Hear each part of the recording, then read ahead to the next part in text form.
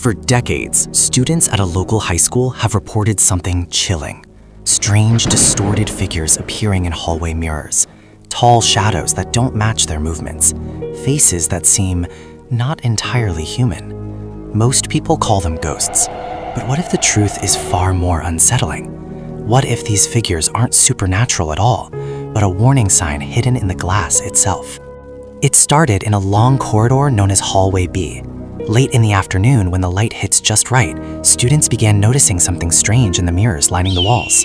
Reflections appeared stretched, warped, sometimes forming silhouettes that looked eerily human. Videos began circulating. Some showed figures standing still, even when no one was there. Rumors spread quickly: a restless spirit, a shadow man, a haunting tied to the school's past. But there was one detail everyone overlooked. The mirrors themselves were nearly a century old. Most of these mirrors were installed in the early 1900s. Back then, mirrors were made using a thin layer of silver nitrate applied to the back of glass. Over time, that silver layer begins to break down. Moisture seeps in, oxidation spreads. The reflective surface starts to corrode and fragment into irregular cloud-like patterns. These tiny imperfections scatter light in unpredictable ways. What you see is no longer a perfect reflection. It's a distorted projection, and sometimes those distortions begin to look like something else entirely. Now add another factor: microscopic cracks in the glass. These tiny fissures act like miniature lenses, bending and stretching light as it passes through.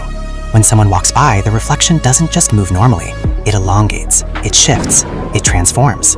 Under the right lighting conditions, a simple reflection can become a tall, shadow-like figure, something that feels alive, even when it isn't.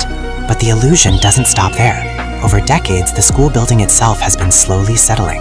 Foundations shift, walls move, just slightly. That pressure transfers into the mirror frames, subtly warping the glass. The result? A barely noticeable curvature that creates a funhouse effect. Reflections begin to bend, stretch, and even lag behind real movement. When mapped against reported sightings, nearly all of them occur at key structural stress points in the building. This isn't random, it's physics. So why do people see ghosts? Because your brain is wired for survival. When it encounters an unclear shape, especially one that resembles a human figure, it doesn't assume it's harmless, it assumes it's a threat. Your mind fills in the gaps, turning distortion into presence, turning reflection into something watching you.